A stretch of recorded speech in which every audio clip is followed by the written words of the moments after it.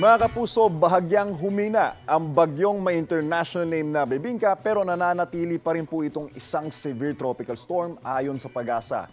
Namataan po ang sentro ng bagyo sa layong 1,605 kilometers east of extreme northern Luzon. May lakas po yan na 95 kilometers per hour at pagbugso nga abot naman po sa 115 kilometers per hour. Sa mga oras po na ito, mga kapuso, ay kumikilos po ito para northwest sa bilis na 25 kilometers per hour. Mga kapuso, mamayang hapon o gabi ay posibleng pumasok na po sa Philippine Air Responsibility ang bagyong tatawagin sa local name na Ferdy.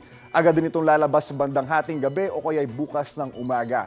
Posibleng lumakas po ang nasabing bagyo bilang isang typhoon kapag nasa bandang southern Japan na po ito at tutubukin po nito ang bansang China. Inahatak po nito ngayon at pinalalakas ng bagyo ang hanging habagat kaya magiging maulan po sa ilang bahagi ng ating bansa lalo na po ngayong darating na weekend.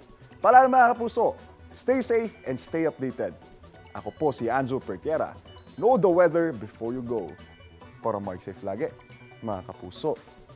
Kapuso, para laging una ka sa mga balita, bisitahin at mag-subscribe sa GMA Integrated News sa YouTube. Sa mga kapuso abroad, samahan nyo kami sa GMA Pinoy TV at sa www.gmanews.tv.